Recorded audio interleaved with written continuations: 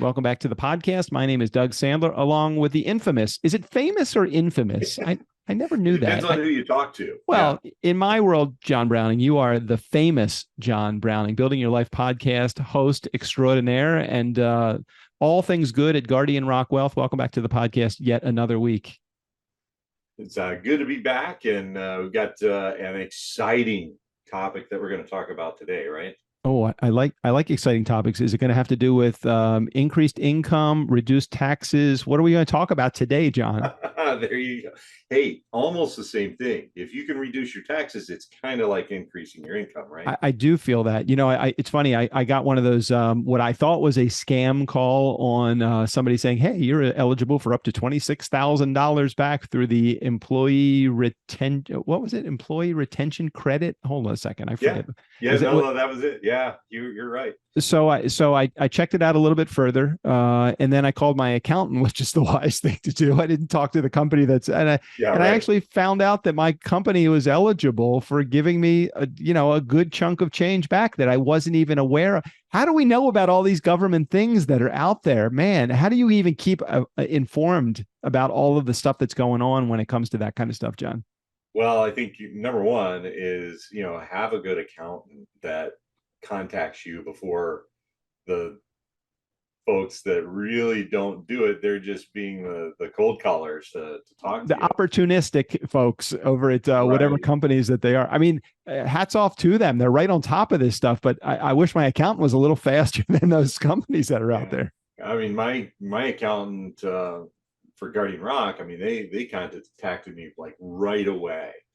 And at first I was like, geez, this is a little expensive. And I was like, well, it's free money. I didn't know I was getting anyway, and I don't know how to file for it. So, Totally. I felt the same way. I'm like, hey, look, if they're going to work on the percentage of what they get me, I'm totally good. I'm totally good with that. I'm not paying it. And you know what? What do I know? It probably took them 5 minutes, and they have it automated, and they made like a huge, and you know what? Good for them. Don't care. I don't care. Not gonna do that. If I wasn't going to do it, I would not slight them for 1 cent that they were able to make if I was not going to. I wasn't even looking for it initially, so it's pretty cool. Anyway, if you want more information about that, get in touch with John, and he'll refer to you as accountant. I'm sure something like that. And you know what? That's what we do, right? We actually we really focus on, first of all, talking to people about what is your best life look like, and then, well, why does your best life in the future look that way? And then we go right into building a team around you. I'm not a CPA, I don't do your taxes, but I know really good CPAs that have my same value set and Guardian Rock's same value set that do. I know estate planners. I'm not a lawyer, I'm not an estate planner. I put a team around you, and I focus on helping you discover your best life. And more importantly, my expertise for 30 years has been managing the actual assets and the money side of things. So John's kind of like he's like the quarterback. He's the team captain. I wouldn't necessarily want him at third base kind of waving me home, but I would like him to manage all like the financial stuff in my life. So if you're one of those people and you need that kind of help, and he's like a lovable teddy bear also. So, this is always fun doing this show with you because, you bring up these topics that are really cool. Last couple of weeks, we covered WorldCoin. The following week, just last week, we did FedCoin.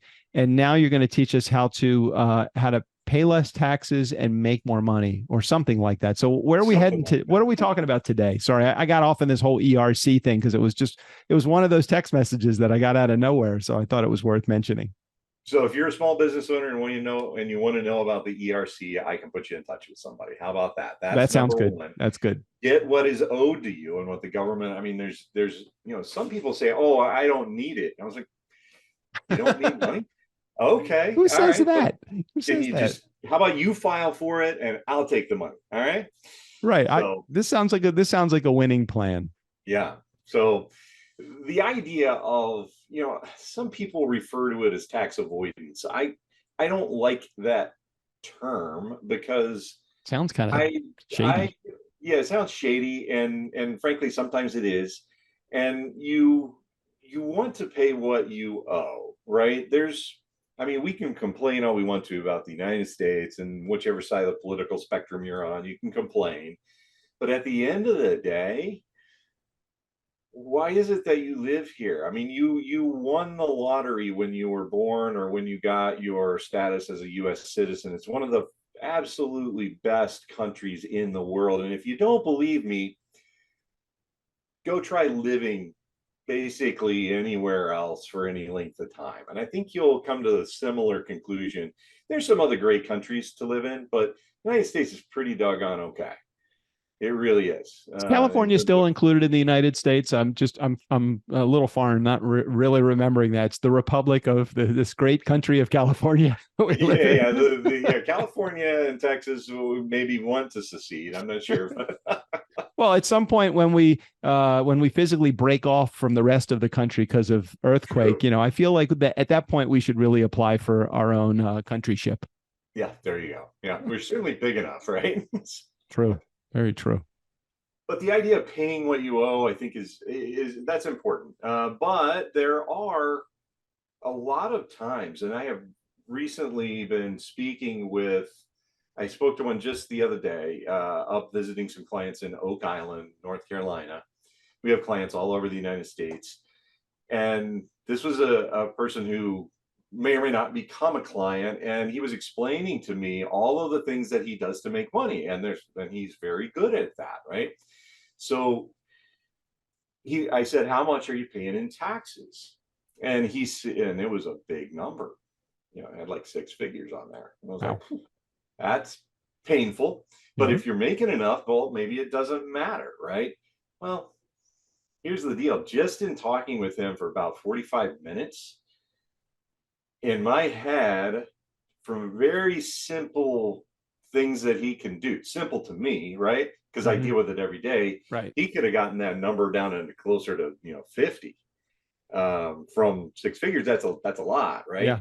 Yeah. But he wasn't aware. He's too busy making money and making money at what he was good at, not what I'm good at. Happened to be real estate for him. And I said, why don't we help each other? I can I can help you save money on your taxes just by doing a few things just a little bit All right. differently. So you've now just piqued the curiosity of 99.9% of the people that are in our audience. And they're saying, okay, they're screaming at their speaker, how? So are there some universal things that people can do to help reduce their tax liability or increase their income at the same time? Because it's, reducing tax liability, like you said, it equates to increasing your income. So are there some things that we could just share with people that they're not even thinking about right now? Yeah, I mean, a lot of people think of, the traditional IRA, the Roth IRA, which is better for most, not all people. There's a calculation that you can do on that. There's the 401k or 403b or the simple IRA or the SEP IRA. There's lots of different ways, but making sure that whatever retirement vehicle that's available to you where you work, you're maximizing that. If you're a small business owner, Right. this is where I see the biggest problem is small business owners are so busy doing what they do Yeah. that they forget that they need to pay themselves and they need to pay their future self and they need to protect that money from taxes. Right. You're a small business owner, there's 3 or 4 different avenues that you can go. And each one, it depends on how profitable you are as to which one of those you should use at any given time. And it will change as your business grows. And so, should you be a small business is a question that a lot of people ask because there's some tax savings that you can garner if you actually do the small amount of work necessary to become an LLC, an S Corp, and that can save you taxes as well. And Right. which should I be? Should I be an LLC, a limited liability corporation, or should I be an S Corp? This is where it's important when you talk to an accountant, if they just automatically say, oh, you should definitely be an S Corp, go find a different accountant because it's not always the case. Often it is, not always. I remember just the difference for me when I was just a sole proprietor, not filling out a separate corporate return. And then when I became an S Corp, just the whole idea of you have all of these expenses that you didn't have before as an S corp that you could take advantage of that you couldn't as a sole proprietor. Just that alone, for me, again, S corp was the choice that we took as opposed to LLC or anything else.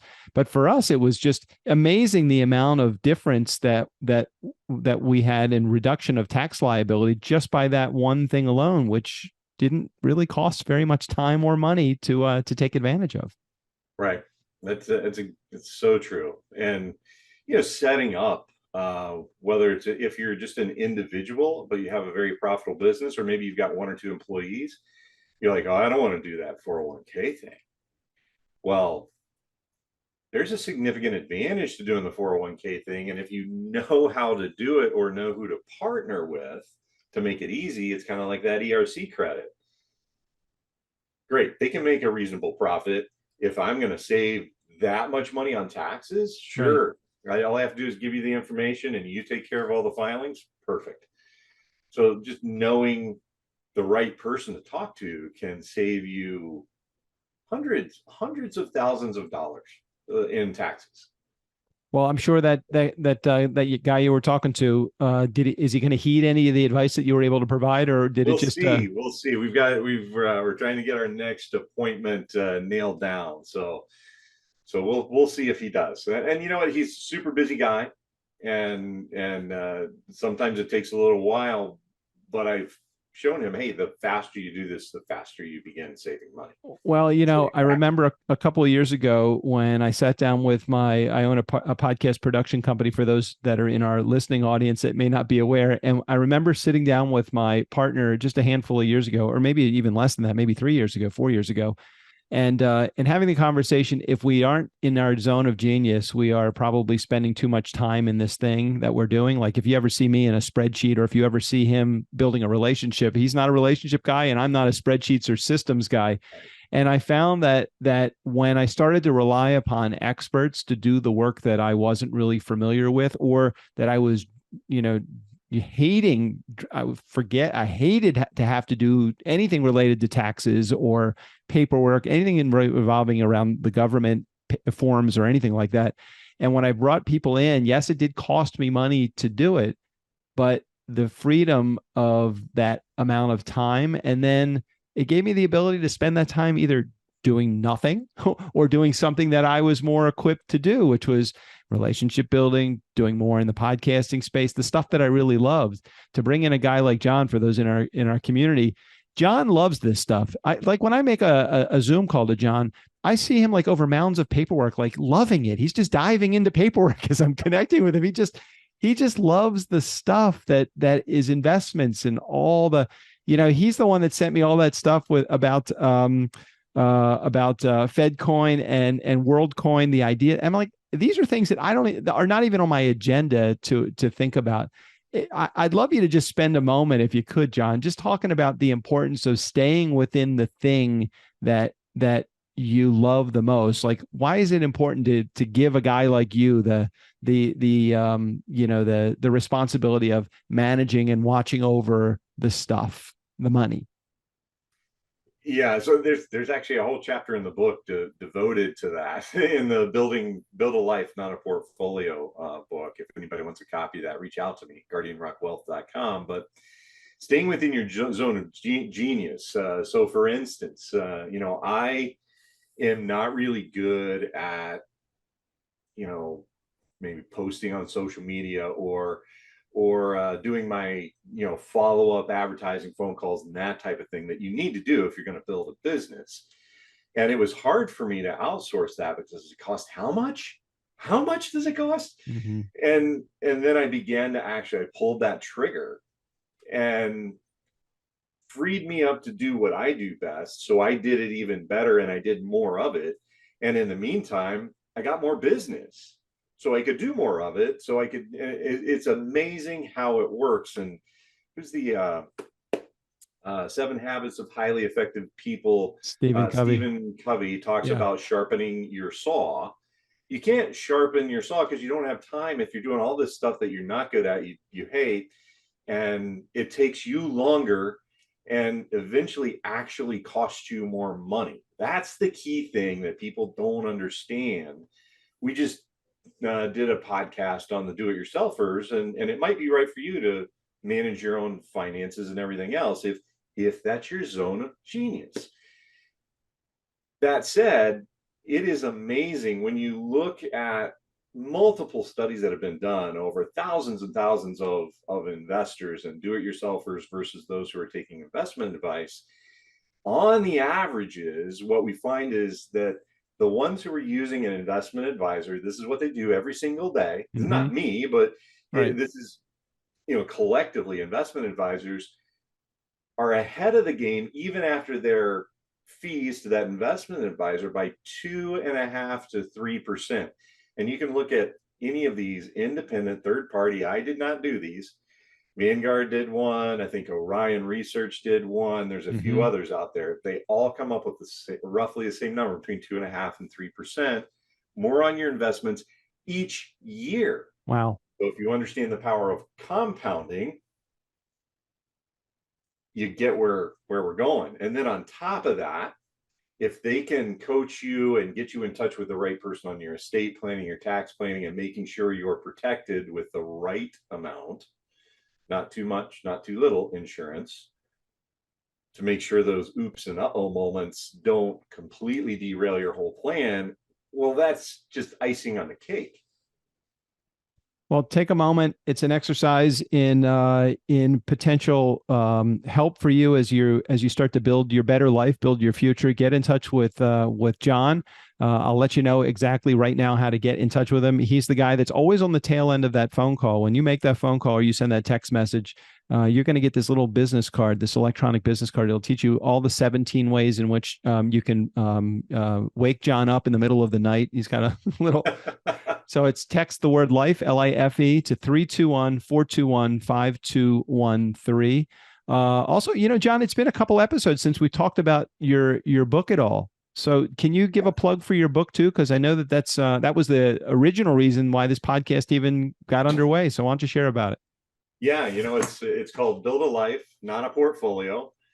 You just happen to have a copy of it right there. Wow, that's pretty good. I keep it handy. That was right on the spot with that. That was not planned at all. That was good. No, I keep it right by me because it becomes a reference material. I wrote it like 3 years ago, and sometimes people will call me and they'll say, "Hey, I just read your book," and I'm like, "I don't know who you are," but they feel like they know me because I put a lot of myself into the book. And it really is a lot about my story. And the beginning of my career was all about chasing the dollar, chasing my career. And I did a pretty doggone good job of it, if I do say so myself. I became an executive on Wall Street, and suddenly began to realize after 9/11, I was an executive on Wall Street, but I happened to be in Chicago on the day of 9/11. And in that subsequent year, trying to right that ship, I began to really realize how much of my life and my family's life and my best life that I had kind of given away, chasing the dollar. And it's really about that. Money's important, but it's just a tool in your toolbox. I love to use that illustration with blue collar workers who need my help a lot, because a lot of times they never even talk about this kind of stuff. And they get to retirement and they hope the union is taking care of everything. Oh, yeah, them. right. But it's a tool in your toolbox that you can use to build your best life. All right. Well, get a hold of John. Text LIFE to 321-421-5213. Reach out to him. I'm sure there's a copy of the book in your future if you do spend a moment just talking to John. And John, thanks for sharing your wisdom today on another episode. See you again next week. All right. We'll see you then.